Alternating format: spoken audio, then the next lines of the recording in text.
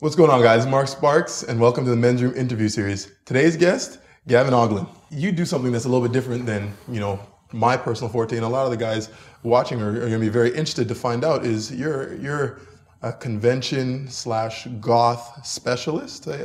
Yeah. When I first started out really getting into this community, I didn't want to lose myself, and I continued to want to keep being a geek. And part of that was I wanted to meet girls that were like me. Mm-hmm. I wanted to meet girls that would actually enjoy the same hobbies that I did, and that we could end up doing things that I'd actually enjoy doing.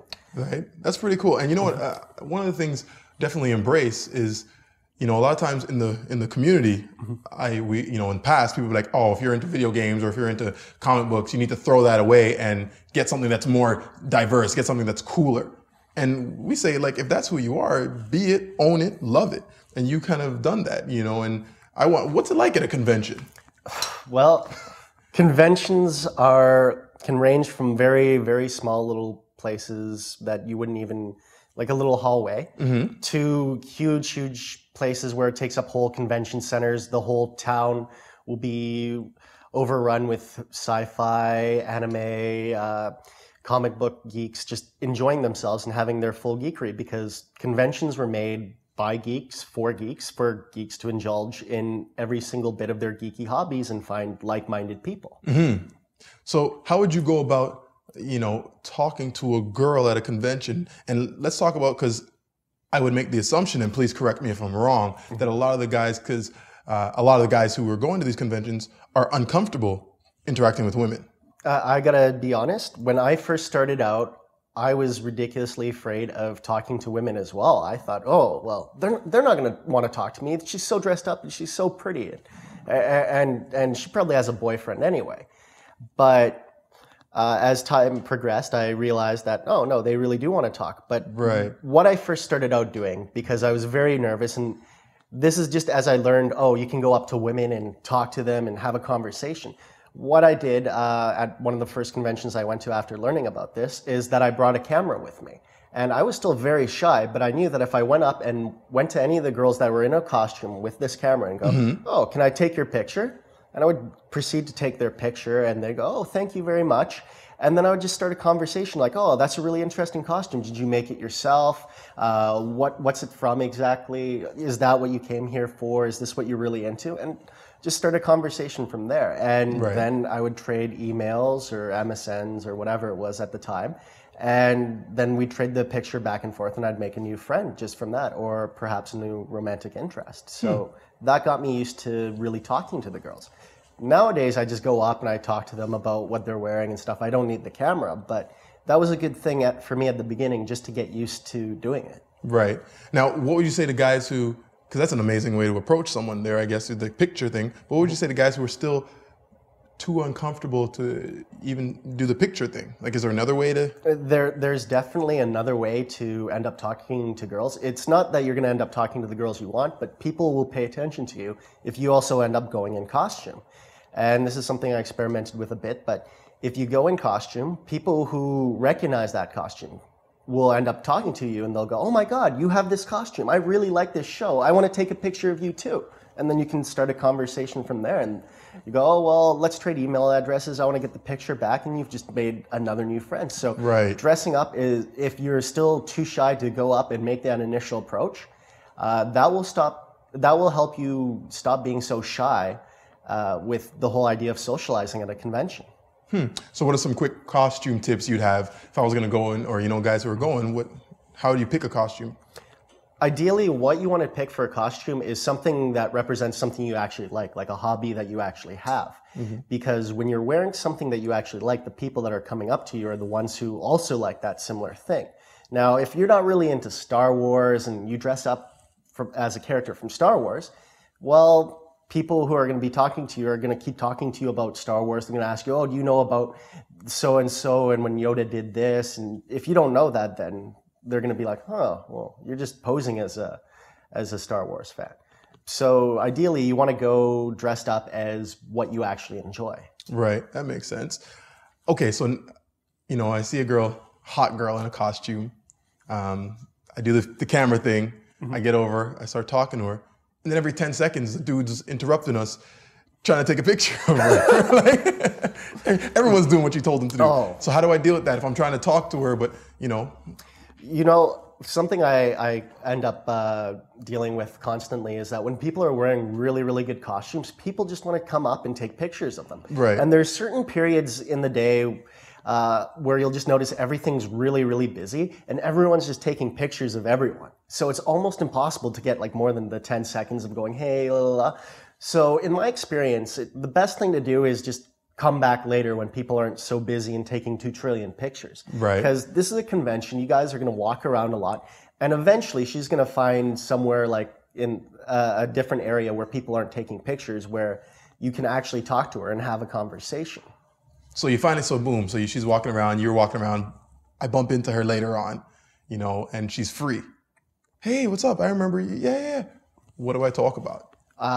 Well, you talk about her costume, you talk about her basically, because when you talk to her, you want to find out more about her. You want to find out what she's into, what sort of hobbies she has, the reasons why she came to this convention, what she's really looking to get out of this convention. And then you offer to take her on an adventure, or just perhaps grab something to eat somewhere that you know around the convention, and just see where that would lead. Now, is there, a side question, is there any difference between your interaction in the convention with her or when you take her out and outside? Are you the same? Are you different just because you're not in costume later?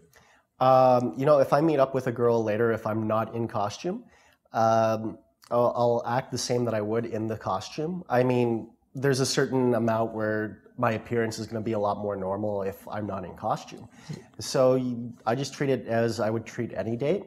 And she more or less would expect the same. So it would be the same that you would proceed on a normal date, is exactly what you do after a normal convention.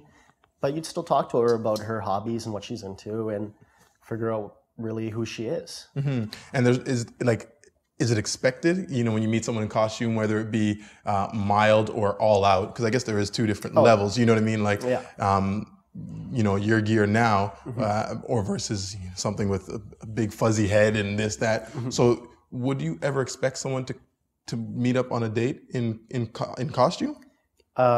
If it's not on a day that I'm going to a convention, I wouldn't expect that whatsoever. Most people who wear costumes at conventions don't in their normal lives wear those in real life day to day. Right. So basically you're meeting her as a normal person, but she's into whatever geeky hobbies that she's into. Right. And I mean, heck, let's be real honest, even when you're meeting them at the convention, still a normal person, right? Of course. It's just we're jamming, we all do our thing. So it's like I'd wear a jersey at a basketball game. Exactly. I know there's a bunch of different conventions.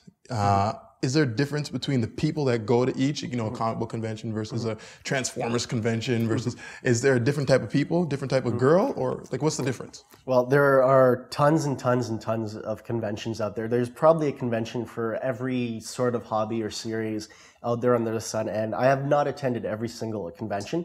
But in my experience with anime conventions, I find that most of the people that go there are a lot younger, and it has a lot more girls that go to an anime convention because girls really like their anime, right? Especially younger girls.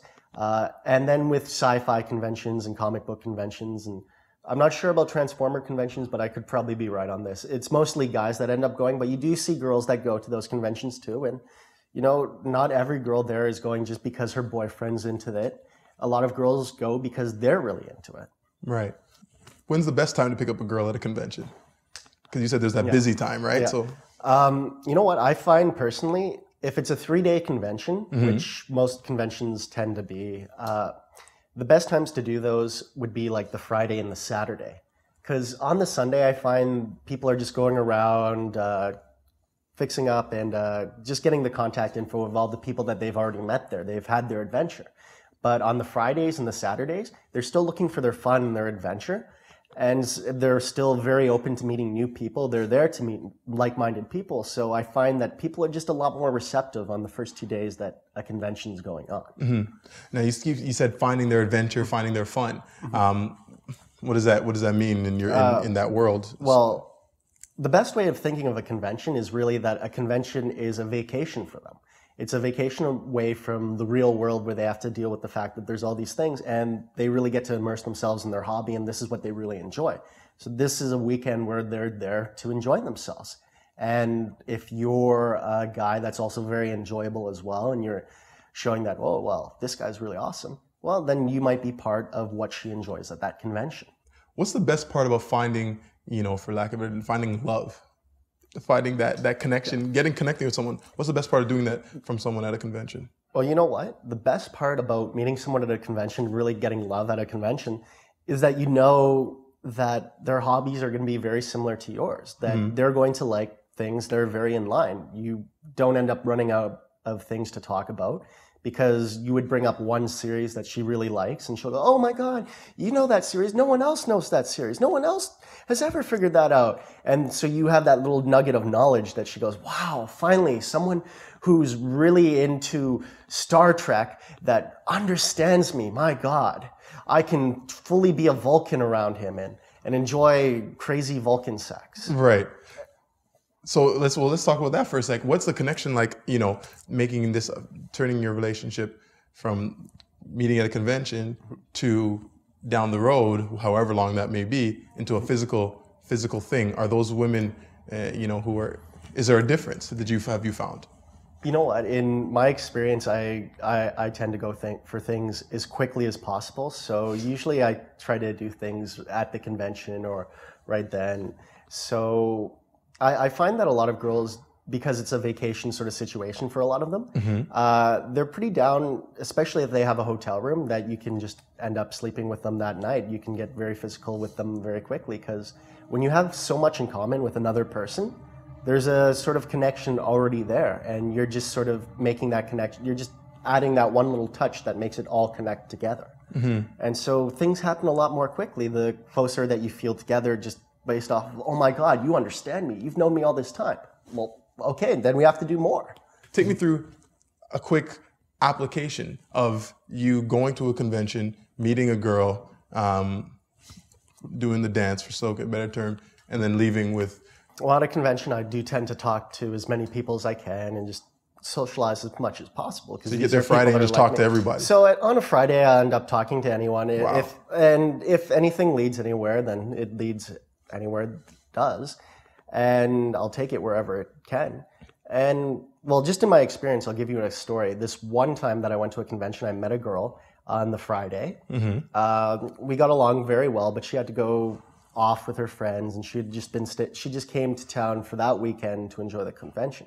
So then on the Saturday, I ended up running into her again in the dealer's room. And so what I ended up doing, I went, oh, well, this is really interesting. And at some point she was trying on something, so I made out with her just because I felt like it was on. And she's like, oh my God, I can't believe this. And I'm like, hey, well, you're that cute, I have to. And things led one place to another, and we ended up in the ice room of a hotel, and we ended up doing the deed there. That's cool. And that would have been on the Saturday. So, do you find that, another thing with the women at a convention, does she, and I say act differently, but they have the same experience as a girl who's maybe not into comic books or anime?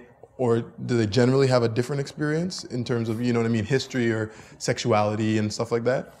Well, generally I don't tend to date most normal girls to begin with, but in the girls that I've really dated at anime conventions, it tends to go either way from the girls I've even talked to.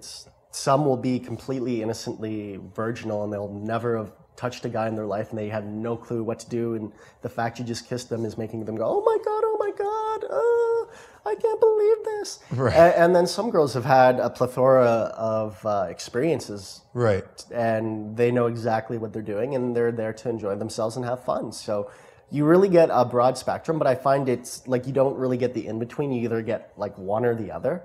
You either get the extremely virginal type, or you get the type that, have had their fun and they know what they're doing.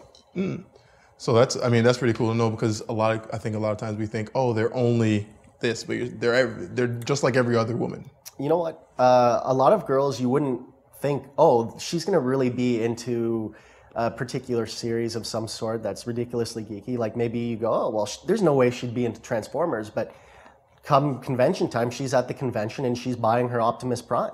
Right. And there's girls all over the place that they really enjoy being geeks. And especially nowadays, girls aren't afraid of showing off their geekiness. More girls nowadays are cool with being geeks. And, you know, honestly, like we said, you got to love what you love. So if that's what I love, I want to find people who love it too. I guess, you know, the other specialty of you teach is goth. I do have a tendency to enjoy dark things, as you can tell from what I'm wearing. People may describe me as a goth, depending on how they feel. And so I do tend to enjoy girls that I consider gothic as well.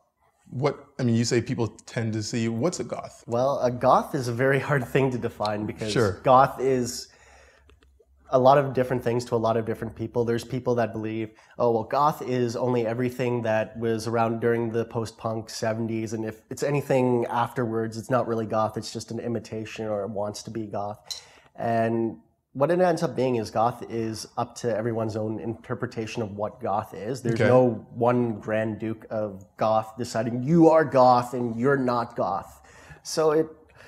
But generally, you know, goths wear a lot of black. They're into the dark, macabre type of stuff. And they have a particular taste that a lot of people would call gothic music. I see, you know, and the same question applies. I see a hot goth girl, you know, how would I approach her? I guess, you know, as a goth dude, and maybe even as a non-goth dude. Do I even have a chance, you know? Oh, definitely. You know what? As a goth dude, like that would be considered goth dude myself, the way I usually approach a goth girl is I have a certain intensity with me, and usually I'm asking a question about something she's wearing or something about her. So it's as simple as something like, where did you get that? And just done the right way, and she'll go, oh, well, I got this here, and then I'd ask her questions about that.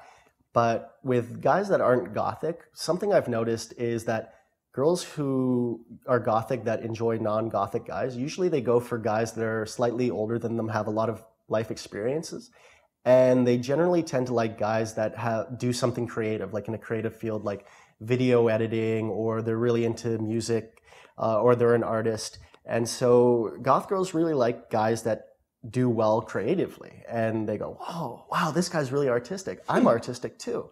And so that's something they like. But the number one thing I find with goth girls is you have to make sure that you show that you're being actually sincere. They have to feel like you're not making fun of them or you're teasing them, especially initially off the approach.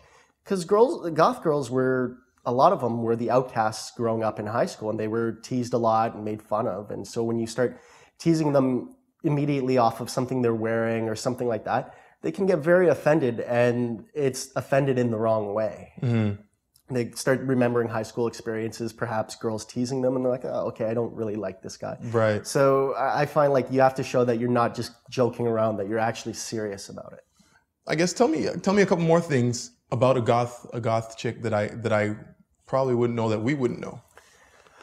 Well, a lot of goth girls will like animals that you wouldn't expect. Like they'll like spiders and lizards and stuff, and they go, oh, that's really cute. Look at this cute little tarantula, because that's something they like. A lot of goth girls, surprisingly enough, even when they have the most tough appearance possible and they've got tons of piercings and stuff, some of those girls can be some of the most feminine and girly girls in conversation. They can be just like little girls even. Really? And you wouldn't expect that. And they can be very sensitive. And in my experience, I find that the more aggressive, the more that a girl is more take charge, that's the more that she's actually girly inside. Like the more she's really sensitive and girly and needs to be taken care of inside. In a big city, where would I look for a goth chick? Where would she hang out? I find goth girls all over the places. Conventions, for one, I find a lot of goth girls go to those. Conventions are they're like gold pots, man. Oh, I love conventions. They're amazing. Coffee shops, libraries, bookstores, busy downtown fashion districts. Like if there's a fashion district, there will be goth girls. Right. Gothic clubs and gothic raves as well for their nightlife. You'll end up finding a few in bars now and then. How would I be received if I rolled in, you know, Just, I mean, I'm wearing a lot of black but if I was just wearing, just a white T-shirt and a baseball cap or something, would a girl look at me right away and be like, "What are you doing here?" Or would it be like, "Whatever you're doing, there may be a little apprehension, but if you can just show that you're a non-judgmental person and your qualities really show through, then no matter what they were thinking before, they're going to go, okay, yeah, you're a good guy. You're not judging me, you're not insulting me in any way, and you're just here to have fun and you're enjoying everything. So, you get a good chance. So there wouldn't be an automatic shunning because I wasn't, if I came in with a red T-shirt, and they wouldn't be like, look at that guy with the red T-shirt. I haven't always dressed this way. Right. There's been times where I'll go just wearing a red T-shirt and some jeans, and I'll go looking to find goth girls. And I found in my experience when I was doing that, I would just be very friendly. I wouldn't be judgmental. I wouldn't be insulting them, and I talked to them about them. Mm-hmm. And I find that that's all I needed to do to show that I was actually interested in them and that I was not just fucking around trying to make fun of them. Right. That's big, and you said that. Are goth girls sexually more or less adventurous than, in your experience with convention people, or? Goth girls, I find, usually do tend to be a lot more sexually experienced in a lot of ways. And they know a whole lot of things. They're not afraid of getting a little dirty and doing some of the kinky stuff, like getting tied up, getting whipped. That's stuff they're actually cool with. But I've also met other gothic girls that have been very virginal as well. I've met gothic virgins. So, I mean, there is a broad spectrum, but I tend to find that mostly gothic girls are more sexually experienced than your average girl and more sexually experienced than the average convention girl, too. Right. So how would you go about testing that boundary? I do this with pretty much all girls, but I do have a way of testing to see if they're down for certain things, like if they're cool with being choked or something like that. A way that I'll do to test that is while I'm making out with them, I'll just sort of put my hands around their neck like that, and I won't choke them. I'll just sort of press down, and if they're making out, if they enjoy that, they'll end up usually making out harder. So maybe I'll just squeeze a little, and if they make out even harder, I'll go, okay, she's really into this. If I grab on the back of their hair and I don't pull it, I just sort of do it in a way that's not going to hurt her, and I make out with her and she's really into that, and then maybe I'll tip back her head just a little bit, and if she's responding in a way that's even more, I go, oh, okay, so she won't mind if I pull her hair back while I'm fucking her. Right. And so this is sort of the way that I test the boundaries as opposed to asking. And at any time where they feel uncomfortable with, like, if I put my hands around their neck like this and they don't want to get choked, usually just putting my hands around their neck like this without even pressing, they'll say, stop, stop, stop. No, no, no, no, don't do that. Don't do that. So girls are pretty vocal on what they don't want you to do. Mm-hmm. Are all goth girls or most goth girls into BDSM? Not all goth girls are into BDSM, but BDSM and goth sort of do intertwine. They take a lot of things from each other. Like a lot of gothic fashion will be ended up based on BDSM fashion and back and forth. Mm-hmm. And so there's definitely an intermix there. And a lot of goth girls are really into BDSM. And a lot of them have participated in that. They enjoy that sort of lifestyle. You can't take it as, oh, every goth girl is going to like that, but a lot of them really do. Right. And now, you talk about the master-slave relationship, particularly sexually, right? Mm-hmm. How does that come about? Okay. A lot of people think, oh, well, it's a master-slave relationship. The first time I see a goth girl and I can tell that she's a submissive, she has to do what I say. And this is not true at all. Being a master is something that you earn. You have to earn it by basically seducing her and showing her that she can trust you to be her master, that you can take responsibility over the sex that you're going to have, that you can make sure that even though you'll be taking her to emotional and physical limits during the sex play, that you're still going to be responsible enough to make sure she's safe during the whole time. Mm-hmm. And that when she gets to a certain point where when a girl ends up hitting an emotional limit, I find what ends up happening is a lot of times they'll end up curling up in a little ball and they'll be like, oh, and they'll just be like little girls. And I take that time not to fuck them more or do more stuff. That's the time where I just stop what I'm doing and I just hug them and tell them, you did a wonderful job. That was amazing. You held out for so long. You did this so well. I really appreciate that. But like I said, a lot of people just think, oh, she's submissive. She has to do what I say if I'm dominant to her. Right. And one girl that I dated, she had an experience outside of a club where someone came and approached her and she was wearing her collar. And this guy thought, oh, wow, she's submissive, so I can tell her whatever the hell I want and she's got to do it. So he immediately said, come here, you're going to make out with me right now. You have to do what I say because you're submissive. And she looks at him and like, no, what's wrong with you? I'm submissive, but I'm not your submissive.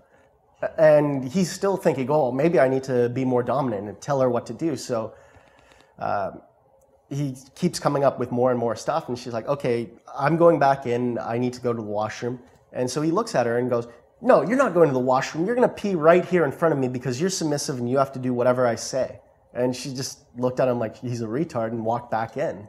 Mm-hmm. And so that is a huge example of the misunderstanding a lot of people have about a girl who's submissive. They think, oh, well, just because she's submissive, she's going to do what I say. Mm-hmm. No, that's something you earn the right to. And, you know, even hearing what you're saying, that sounds like a relationship that has a lot more to do with than just the sexual part of it. But there sounds to be an emotional, I mean, because you said like even at the end of it, when this emotional limit has been reached, you hug, you give words of encouragement. So, you know, tell me, I guess that's the side that a lot of people don't know about. Well, in a relationship like that, you'd have to have love. You have to have that sort of understanding and that mutual agreement. Because if you don't have that, then it won't feel the same. It's sort of without the trust, without the understanding, mm-hmm. you can't go to these emotional limits. You can't connect on that level.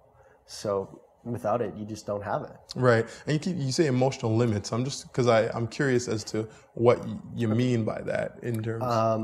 Like an emotional limit of fear, where they get so scared of the situation, and that might be telling them a story while you're tied them up and you've got them blindfolded and they don't know exactly what's going on. You might take a metal object that's really cold and place it on her back and just play around with it, and she doesn't know what it is, and she's going, oh, what's going on? I'm so scared. Oh, what's going to happen?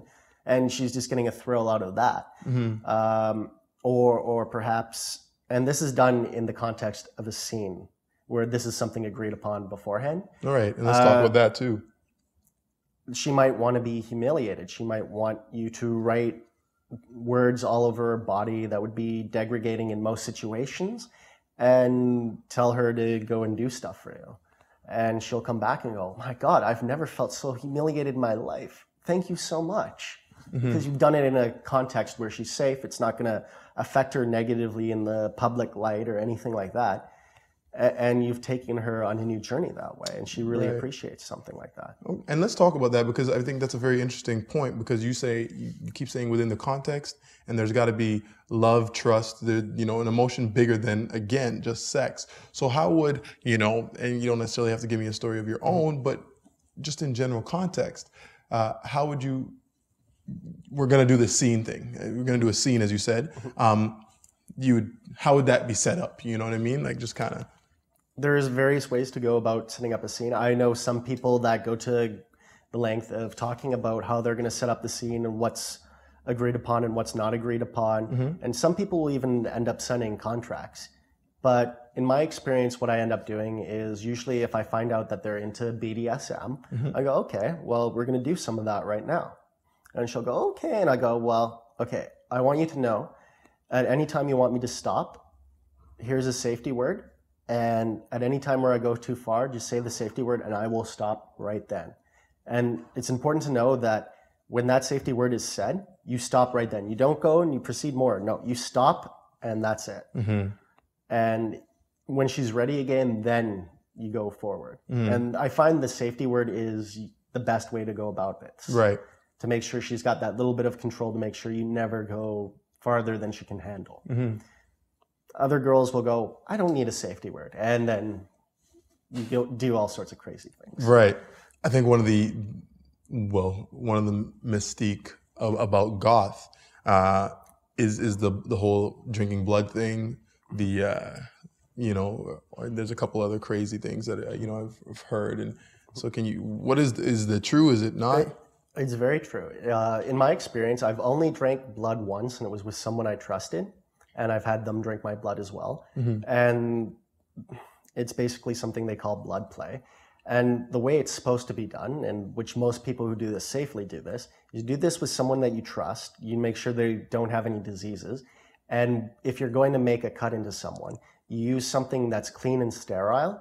And if you ever use the same implement again, you use it on the same person. That way you make sure you're not spreading any diseases or anything like that. Provided you do it like that, it's safe. Provided you don't overcut something and you make sure that nothing is going to cause any permanent damage. But like anything, there's people that don't abide by those rules and will just cut whatever. So it's something I believe you have to be safe about, and you have to make sure you know who you're doing this with and all that. But because you never know, there's people out there in the goth community that will do this without caring. So right. Now, what's the significance of blood play then? Is it a sexual thing? Is it a bond thing? Is it a commitment thing? Is it just because I like it? What? It can be all of those. For me, it's more of a sexual thing, and because I can like that now and then, I'm open to pretty much anything. So I'll try anything once or twice. And so when people do blood play, they have their own reasons for it. But a lot of people get turned on to it because with goth, there's also an association with vampirism and being a vampire. So when they drink someone's blood, they're going, oh, okay, this is kind of getting to the vampire side of being goth. And some people just think it's damn hot. Right. Again, going back to a non-goth guy, how would I be able to get along with, or could I? Because we talked about meeting her and talking to a goth girl, but could I have a sexual relationship with a goth girl? Talking about a one-night stand or a longer-term relationship sexually with a goth girl, and how would I go about that? Well, with goth girls are pretty open to trying anything once or twice or multiple times. So at any time, a goth girl is going to be willing to give you a chance, provided that you show that you're not trying to insult her and you're actually someone that she can be interested in. And so she'll give you a chance. She's not going to go, oh, no. So on a one-night stand, a goth girl is more likely just to give you a chance, just to try you out and just see, well, I haven't tried this before, so I want to try it tonight, just to see. For a long-term relationship, I mean, if you have a lot of things that she really likes in terms of your personality, and she's just really attracted to that, then she's going to want to keep coming back. I think that's sort of the same with any girl, really. Right. But because goth girls are more open to experimentation than perhaps the normal girl would be, she's more willing just to give things a try for a one-night stand even. Now, how would I go about telling a girl, BDSM, and she's into that, she wants it, and I have no idea. Like, am I looking at her and I've never messed with a girl who's done that, I've never had that experience and that opportunity, would it be a turn off to her to be like, I don't know what to do, can you tell me? You know what? If it's something you're uncomfortable with doing and you actually do it just to make her feel like it's special or something, I found most goth girls will complain completely about it. The number one problem that I find a lot of goth girls will have about their boyfriends is they'll go, oh, well, he doesn't tie me up. Or if he ties me up, he doesn't really enjoy doing it. So it feels like I'm forcing him to. I don't really like it. So when it comes to that sort of thing, they really want the guy who's doing it to be into what he's doing. But I mean, if you're not into it, you got to do what you're comfortable with. And in situations, I haven't always been comfortable doing it, but I'll do things just to try it, and then afterwards I'll get comfortable with it. So I'm just open to trying out new things anyway. So I'm not going to go, oh, no, I'm not going to touch that. Now, I know some guys, that might be too much for them to think, oh, I'm going to drink this girl's blood, or I have to hit her on her ass multiple times, and her ass has to be extra red, and she's really going to like that. That might be too much for an average guy to handle. But if you're willing to experiment and try things, and that doesn't turn you off on the idea of she's going to want extra spankings, then go for it. What was your motivation that got you from, you talk about talking to 5 girls to kind of going through getting into the game, as we call it, but more just to open up your realm to getting to where you are now as a teacher and working with, what motivated you to move away from where you were to where you are? You know what? Growing up, I was a very, very lonely kid. I didn't really get along with anyone per se.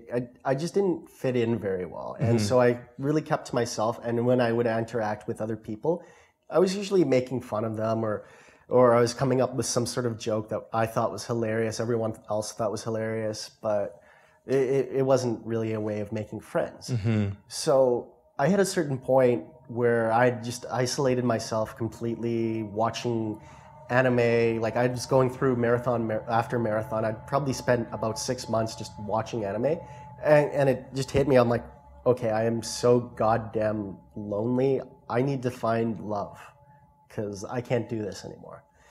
And I ended up going to a friend's party, and he ended up talking about, well, you know, there's this guy that's really, really good at picking up women, and he used to play Dungeons and Dragons. And I go, what? You mean one of the guys that is the best with picking up women? You mean he played Dungeons and Dragons? Well, if he played Dungeons and Dragons and he can get all these girls, then surely I can at least find one or two that are going to be into me if I do this. So right. I started trying out things because I wanted to find girls that would be into things I was into, and that's sort of the start of it. And it was a long journey. I did many approaches. I failed many times, but I got to the point where I am now just by putting in the effort and trying really hard. And I discovered the emotional needs from Frank B. Kerman, and I visited the lair, and he taught me a lot as well.